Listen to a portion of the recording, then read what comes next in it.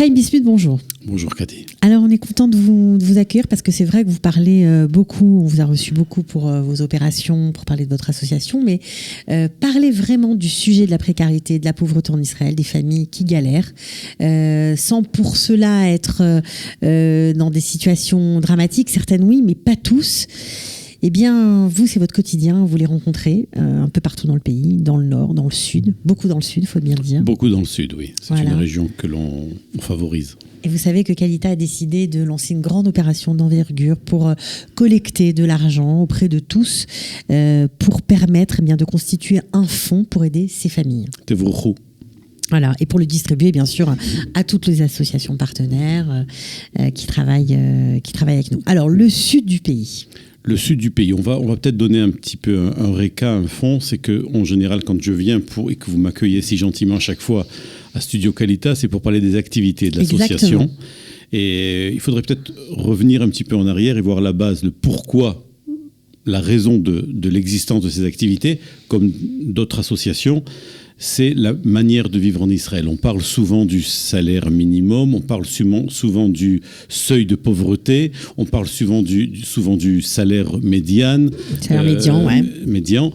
Et il faut comprendre pourquoi ces associations existent et pourquoi nous sommes sur le terrain. Un premier chiffre, on va faire ça, on ne va pas ennuyer les auditeurs avec beaucoup de chiffres, mais il faut savoir que parmi toutes les familles qui vivent sous le seuil de pauvreté en Israël, 67% des familles, les deux conjoints travaillent. Oui, c'est ça. C'est une grande particularité israélienne. Alors, on peut toujours essayer de se faufiler, de dire ils ont qu'à aller sortir travailler, ou la maman a qu'à aller garder des enfants à la maison. Ils le font, 67% au moins, si les chiffres n'ont pas augmenté en fin 2019, les deux conjoints travaillent. Donc imaginez qu'ils vivent sous le seuil de pauvreté, les deux travaillent, et on arrive à des situations où il y a un imprévu. On va dire que tout au long de l'année, ils vivotent. Ils ne vont pas sortir au restaurant, ils ne vont pas payer de Keitanot aux enfants, ils ne vont pas leur changer leur cartable tous les ans, mais ils vivotent. Il suffit d'un événement, d'un imprévu, que ce soit pour une joie, ou chas v'shalom pour une maladie ou un événement assez grave. Même une maladie, on va dire, pas forcément mortelle, mais une maladie invalidante, par exemple, pour 1 ou 2 mois. Pendant 2 mois, on ne peut pas travailler, donc il n'y a pas de salaire. Tout à fait. C'est exactement ça. Je pense aux indépendants aussi. Il y a beaucoup d'entrepreneurs en Israël, aux petites entreprises, aux entreprises qui tiennent sur une personne, sur le chef d'entreprise. Exactement. Il y a aussi ce genre de situation, étant donné qu'il n'y a pas vraiment de retraite organisée ni de compensation par le Bitoire Leumi pour les Hatzmaïm. Donc si par exemple pendant 2 mois on ne travaille pas, que la maman, je ne sais pas moi, elle vient d'accoucher, elle ne travaille pas non plus, Cathy, peu importe. Sur la route pour arriver ici au studio, j'étais dans la voiture avec un jeune monsieur, marié, 2 enfants, qui a eu un problème de chômage cet été. Donc c'était à peu près août-septembre.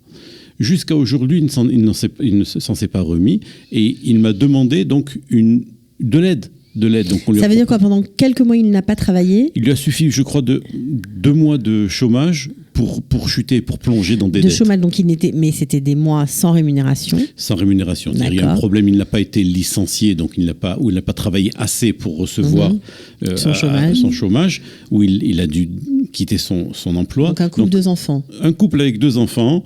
Je vais ajouter une information. Des fois, on pense que ce couple-là habite en Samarie.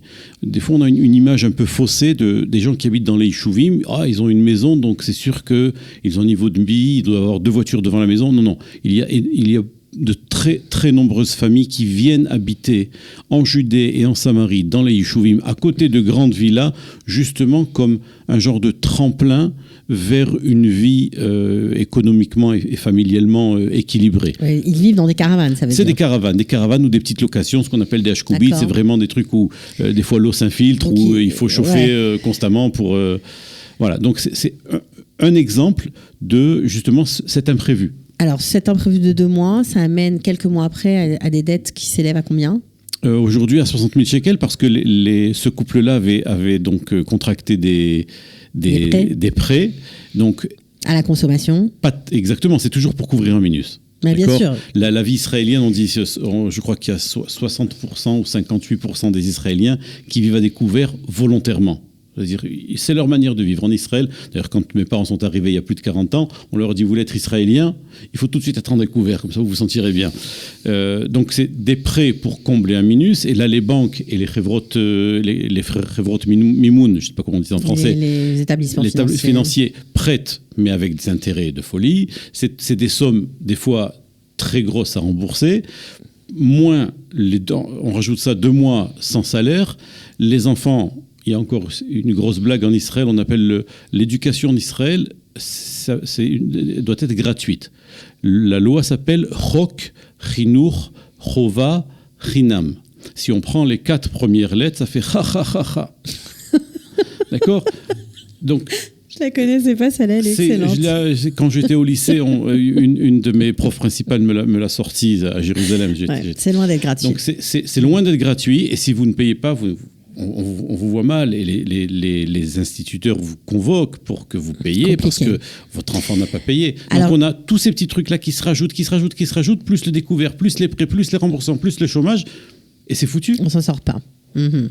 Et on est obligé de taper aux portes, et parfois c'est aussi difficile de taper aux portes. Parfois on se dit qu'on ne rentre pas aussi dans les critères, donc c'est très compliqué, les réactions sont différentes. Comment ça se passe à Ofakim, Yerouham, Dimona, Netivot, où il y a, je sais, des familles francophones qui vivent dans ces régions? Alors justement par rapport à la gêne, ce qu'on rencontre à Haïbem, c'est qu'il y a plus de gêne parmi les familles francophones à accepter de l'aide que, on va dire, des familles israélienne. J'aime pas tellement la séparation parce que dès qu'on arrive en Israël, on est israélien. On voit surtout ça sur Facebook, d'origine francophone, d'origine française.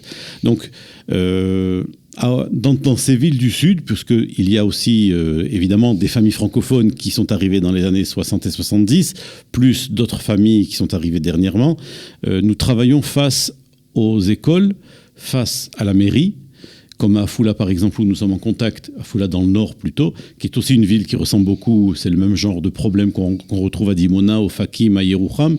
On travaille face au vice-maire de la ville d'Afula, et donc les familles passent par des gens qu'ils connaissent, ou alors passent par nos bénévoles. Ok. C'est comme ça que ça se passe. C'est souvent des gens qui se sont exilés pour trouver un loyer pas cher. Vous voyez encore une fois le problème. C'est-à-dire qu'on voudrait bien vivre à Natania, on est français, on est francophone, on veut aller à Ashdod, Ashkelon, bien qu'Ashkelon c'est encore abordable. Ashdod, Natania, pour ceux qui sont plus aisés, c'est Ra'anana. Ouais. D'accord, ils voudraient bien, mais ils ne peuvent pas. Donc déjà, ils se sont exilés dans des villes assez éloignées où, sincèrement, je pense que c'est une erreur. Parce que ce ne sont pas des villes tremplins. Quand on va dans un Yishuv, en Judée, en Samarie, on est proche de Petah Tikva, on est proche de Tel Aviv, on est proche de Jérusalem. Il y a toujours des opportunités professionnelles qui s'ouvrent. Dès qu'on s'enferme dans une petite ville, il y a moins d'opportunités professionnelles, et ça. C'est une grande faute, je pense. Je vais toucher un petit peu la politique de presque tout, pour pas dire tous les gouvernements israéliens ils ont fait que de l'esthétique là-bas à chaque fois. Alors, quelles sont les situations que vous rencontrez sur le terrain ? Ou alors ça va donc ces personnes qui vivotent gentiment, les deux conjoints travaillent et qui arrivent donc à des situations imprévues. Ça passe aussi par une jeune dame de 30 ans qui a été sauvée d'un village arabe et qui est ressortie de là-bas avec une petite fille. On est obligé de s'en occuper parce que la famille ne veut pas vraiment la voir et ne veut pas vraiment l'aider. Donc c'est chèques, c'est alimentation, c'est vêtements, c'est des fois même payer un peu plus pour des examens médicaux parce qu'elle est sortie de là-bas dans un état pas très bien. Ça va aussi jusqu'à des francophones qui font leur alia, des Olim, qui vivaient bien en France. Vraiment, ils se débrouillaient. Mais en Israël, Mishouma, on dirait que la vie est beaucoup plus chère qu'en France, ou alors on a tendance à dépenser peut-être un peu plus. Il faut changer, il faut s'adapter, il faut changer les habitudes, on ne le fait pas tout de suite, et parfois on rentre dans des cercles vicieux, on va se permettre un train de vie qu'on avait en France et qu'on ne peut pas avoir en Israël, parce qu'on reste quand même quelques mois à l'Ulpan, il n'y a pas de travail, les économies, c'est bon un temps. Et puis, comme je le disais tout à l'heure, il y avait cette fameuse chanson, il y a 40 ans, quand mes parents ont fait leur alia, c'était un groupe de 27 familles, ils avaient changé les paroles paroles de la chanson sur le pont de Haïfa, il y a un drapeau juif. Alors, là, je vais le chanter. C'était « Et pour monter en Eretz, il faut du pognon.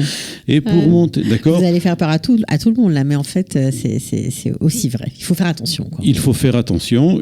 Cette chanson aussi, et je veux dire, je l'ai citée parce que je pense qu'on a abandonné énormément de juifs français, et la Qualité a fait un travail fantastique. Et moi, chez Varchel Arsania, pour aller parler au Misrad à Aliyah Vaklita, pour justement parler de ces juifs à l'étranger qui n'ont pas les moyens de monter et qui veulent monter. On ne parle pas de ceux qui ont les moyens, ils veulent pas, c'est leur choix. Mais je suis en contact avec des personnes qui étaient bénévoles dans des associations en France, qui sont arrivées aujourd'hui à un âge qui sont pré-retraite, qui n'ont pas gagné vraiment bien leur vie. Qui n'ont pas une super retraite. Qui voudraient monter en Israël. Encore une fois, pas pour être des indigents, ils sont pas pauvres, mais ils n'ont pas justement ni d'abord le punch, ni aussi le savoir, et ni le porte-monnaie qui va avec une alia. D'accord ? Encore une fois, je ne pense pas que l'alia doit dépendre seulement d'un porte-monnaie. On doit monter parce qu'on doit monter, mais si on veut rester lucide et les pieds sur terre, en mettant, si on peut, le côté émouni, le côté émouna, le côté foi, le côté mitzvah du Yishuv Eretz Israël de côté, si on peut, il faut être lucide et savoir que... Donc on a aussi ce genre de situation, des Olim qui viennent et qui au bout d'un moment, on ne peut plus. Alors, qu'est-ce que vous pensez de la création d'un fonds qui serait mis à disposition justement des francophones en difficulté ? Je précède ma réponse par une critique que j'ai souvent reçue face à l'association, et d'autres associations, c'est que les gens, en général ceux qui ne veulent pas donner, disent oui, mais il y a trop d'associations, franchement, toutes les associations devraient se réunir sous un seul toit et faire main dans la main le travail ensemble, ou d'une seule voix. Et je dis à ces gens-là que cette association existe. Il me dit, mais non, c'est pas possible, il n'y a pas d'association qui regroupe toutes les associations et qui devrait faire le travail de toutes les associations. Et je dis oui, ça s'appelle le gouvernement. Puisque en Israël, nous sommes une médina entre le capitalisme et Médina Trevacha, d'accord ? On est entre le socialisme et le capitalisme, on ne sait pas sur quel pied on danse à chaque fois. Donc cette association, donc, pour donner ma réponse à votre question, je pense qu'il y a toujours de quoi faire. Et si cette initiative est là, entre autres pour aider les francophones, et il y en a besoin. Francophones qui sont là depuis peu de temps ou depuis très longtemps, parce qu'il y a aussi des situations de précarité chez des gens qui sont là depuis des années. Et, tout à fait, des gens qui sont là depuis 30 ans, depuis 40 ans, depuis 50 ans, et qu'aujourd'hui, peut-être on ne va pas les appeler des francophones, parce qu'ils sont plutôt hébraïsants qu'autre chose, mais grâce à Dieu, ils sont mêlés à la population israélienne.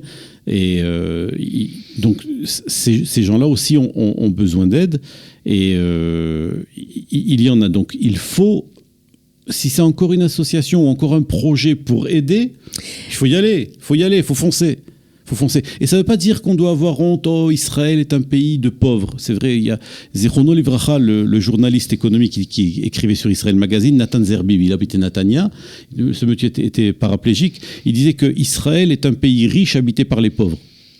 C'est tellement vrai. Il a dit ça, je crois, il y a 12-15 ans. Et c'est tellement vrai. Pourquoi vous trouvez ça vrai ? Parce que je le vis, je le vois. Ouais. On a un pays... grâce à Dieu, c'est incroyable les miracles que l'on vit en Eretz Israël. Encore une fois, faut pas mal comprendre ce que je dis. Bien sûr, mais ce n'est pas des critiques, ce ne sont pas des critiques stériles, ce sont, je pense, être un constat et être lucide. Faut voir, faut appeler un chat un chat. On a d'un côté Medinat Startup. On a je ne sais pas combien de start-up par tête d'habitants, c'est incroyable, c'est fantastique. On construit des immeubles, des gratte-ciel, on va éviter des attentats en France et en Europe en 2018. On va presque sur la Lune. Et de notre côté, on a cet Israël qui a besoin de nous, qui a besoin de ça. Alors, on va dire répartir les richesses. faut arrêter. C'est vrai, ce serait bien, mais c'est des phrases en l'air. Il faut vraiment quelque chose de plus concret. Et, alors, pour aider à se nourrir, évidemment, pour aider à se vêtir, ce que vous faites aussi, parce que parfois, quand le frigidaire est vide, on imagine qu'on ne va pas acheter des manteaux, des bottes aux enfants. Ça vient après. Il faut d'abord manger. Il y a tellement de choses qui viennent après, et quand on parlait d'imprévus, là, ce ne sont pas des imprévus. Quand un enfant a besoin d'une paire de lunettes, on va dire que, grâce à Dieu, avec le ministère de la Santé, il y a eu les soins dentaires et les paires de lunettes qui sont presque gratuites. Il y a le Tzadik de Optical Center, c'est incroyable. Hein, il y a beaucoup de choses. Il y a l'opération, les French Doctors avec l'opération lunettes, il y a beaucoup de choses. Avec Gilles Taïeb, franchement, c'est vraiment très bien. Mais ce qui vient dans la vie de tous les jours, on parlait d'imprévus tout à l'heure, là ce ne sont pas des imprévus. Quand un gosse a besoin d'une paire de lunettes, quand un gosse a besoin de changer son anorak l'hiver, quand un gosse a besoin d'une bonne paire de chaussures hermétiques pour qu'il puisse jouer dans les flaques, dans l'eau, comme il a envie de faire son kiff, il faut qu'il y ait ça. Et même ça, des fois, on peut pas. Ce ne sont plus des imprévus, on est d'accord, ce ne sont plus des imprévus, mais ça, on ne le peut pas. Et encore une fois, 67% des familles qui vivent sous le seuil de pauvreté travaillent, les deux, le papa et la maman. Bon, en tout cas, nous, on était ravis de vous accueillir pour parler de ces sujets. On espère qu'on n'en parlera plus, mais bon, pour l'instant, on n'a pas le choix. On peut finir avec un thème que vous vouliez aborder. Pas de problème. Deux petites choses. Ouais. Premièrement, on parle souvent du calcul du seuil de pauvreté. Il y a des gens qui sont très intelligents, beaucoup plus intelligents que moi, qui ont fait des études en économie, qui disent oui, mais c'est relatif. Si on prend un pays comme la Suisse, un pauvre en Suisse, il gagne X. Et en Israël, c'est la même chose. Alors, je veux bien que le calcul soit des fois un peu biaisé et tout, mais en valeur absolue, quand on sait que le salaire minimum est de 5 400, quand on sait que le salaire moyen est de 10 000 shekels, à peu près. Quand on sait que le salaire médian est d'à peu près 7 500 shekels, moi je vous dis, faites le calcul. Enlevez le loyer, enlevez Arnona, enlevez l'électricité, enlevez l'alimentation, enlevez ce qu'il faut pour vivre. C'est-à-dire, sans voiture, y a sans pas de voiture. Peut-être une assurance de la maison quand même. Peut-être, et encore, quand on a du mal à finir et qu'il faut payer 130 shekels par mois une assurance pour la voiture, et de la maison, c'est problématique. Donc vous enlevez ça. Le gosse a un petit problème, il a besoin de cours particuliers, il a besoin d'un traitement chez le psychologue. Il n'y en a pas. Il n'y a pas, d'accord ? Et pour terminer, parce que c'est un sujet tellement grave, et que nous, les Juifs, on a un humour qui nous permet de se moquer de nous-mêmes et d'apporter aussi de l'humour et un sourire, même dans des sujets aussi graves, aussi sensibles que la pauvreté et la faim, il faut le dire, la faim. Oui, bien sûr. Un directeur d'école de Afula m'a raconté qu'un jour, il est allé... puisqu'on distribue des goûters aux écoliers à Foula, c'est-à-dire on met un budget à disposition des écoles, les écoles achètent ce qu'il faut pour faire des sandwichs. Et donc les enfants, à la récréation de 10h, 10h30, se font des sandwichs. Et le directeur d'une école à Foula a regardé un petit garçon qui était en train de se préparer un sandwich, et il regarde à droite, à gauche. Il prépare un deuxième sandwich et il regarde au-dessus de ton épaule. Il repart un troisième sandwich, un quatrième sandwich, à chaque fois il regarde d'un œil un peu inquiet. Et le directeur dit... Il va le voir, il dit mais mon petit, c'est pas grave, hein, tu sais, il y en a beaucoup, tu peux préparer comme tu veux, tu n'as pas besoin d'être apeuré ou dans un souci quelconque. Il dit mais tu peux manger ce que tu veux. Il dit oui mais monsieur le directeur, c'est pas seulement pour moi, c'est pour aussi en ramener à la maison pour mes frères et sœurs. D'accord. Et pour finir sur une petite touche d'humour, même si le sujet est très grave, c'est Kawito qui rencontre Limignana à Alger et qui lui dit Limignana, s'il te plaît, on est à 15 jours de Pessah, fais-moi la tzedaka.